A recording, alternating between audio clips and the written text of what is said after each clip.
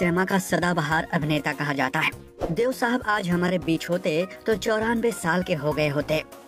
26 सितंबर 1923 को जन्मे देवानंद का पूरा नाम धर्म देवदत्त पिशोरीमल आनंद था, पर हिंदी सिनेमा में उन्हें सिर्फ देव आनंद के नाम से जाना जाता है। हम एक हैं से अपने फिल्मी सफर की शुरुआत करने वाले देवानंद को जब 1948 में अशोक कुमार ने फिल्म जिद्दी से ब्रेक दिया तो फिर देवानंद ने कभी पीछे मुड़कर नहीं देखा। मुझे किसी ने कहा कि किसी जगह किसी दफ्तर में एक साहब खड़े हैं, वो फिल्म प्रोड्यूसर हैं, उनको एक लड़का चाहिए, वो फिल्म बना रहे हैं। तो मेरे दिमाग में बात आ गई, तो मैंने अपना ओवरकोट पकड़ा। बरसात हो रही थी, जुलाई का महीना था, और मैं ट्रेन में निकला और मैं चरनी रोड पर उतर गया। और चरनी रोड से उतर के मैं दफ्तर का बोर्ड देखा और मैं जाके वहाँ एक चौकीदार बैठा हुआ था, वहाँ उसके साथ जाके बैठ गया। मैं साहब कहाँ हैं? कौन सा? मैं पिक्चर बनाने वाले भाई साहब हैं। कहते क्या काम है? उससे मिलना है। तो कहते वो तो नहीं मिल सकते। मैंने क्यों नहीं मिल सकते? लोगों से नहीं मिलते हैं। क्या कहते मिलते हैं तो मुझसे क्यों नहीं मिलेंगे? इतने में पाई साहब आ गए। Baburao Pai was the producer, very big man, Prabhat film studios in Pune those days. And so happened at that very moment, Pai just dropped in. And he went in and stopped for a while and looked back at me, and I smiled and he smiled back. And then he went in and he called the chowkidar, who's this boy sitting here?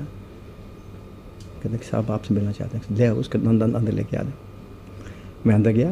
क्या बात है? मैं कुछ नहीं, मैंने सुना आप किसी लड़के को ब्रेक देना चाहते हो, हीरो का रोल है, मैं 21 साल का नौजवान हूँ, I think I deserve it. वो हंस पड़ा, मैं भी हंस पड़ा। वो हंसते जा रहा था, मुझे देख के हंसते जा रहा था। तो उसने कहा परसों आ सकते हो? मैं आएंगे। तो तीसरे परसों फिर मैं वापस गया हूँ। तो ये राजकुमार संतोषी के पिताजी थे, पहली पिक्चर PL संतोषी, वो डायरेक्टर थे पिक्चर के, हम एक यहाँ के। वो भी आ गए, उन्होंने मुझे पसंद किया, मुझे फर्स्ट क्लास डेक्कन क्वीन की टिकट दी। मैं पूना गया, मैंने ऑडिशन दिया, I was in. So this was not a letter of recommendation. It was straight gate crashing with a tremendous amount of confidence. 1949 में देव साहब ने नौकेतन फिल्म्स की स्थापना की और जुट गए बेहतरीन फिल्मों का नजराना अपने फैंस को देने के लिए। 1955 से 1965 के बीच देवानंद का स्टारडम अपने चरम पर था। इस दौरान वो सबसे महंगे कलाकारों में से एक थे। हिंदी सिनेमा में देव आनंद की इमेज एक रोमांटिक हीरो के तौर पर रही है। देव साहब को जब फिल्म मेकर लीग से हटकर एक्शन फिल्मों का ऑफर देते तो देव साहब उससे ठुकरा देते थे। अपनी जिंदगी की आखिरी सांस तक देव साहब का दिल सिनेमा के लिए ही धड़कता रहा। समझ गया मैं वही पुराना तेरा बहाना। देवानंद के फिल्मी करियर का एक दिलचस्प किस्सा ऐसा भी है कि उन्हें एक बार एक फिलिपिनो अमेरिकन फिल्म में काम करने का मौका मिला था जिसका नाम था the evil with in. The evil with in में देवानंद ने जेम्स बॉन्ड की तरह की भूमिका निभाई थी।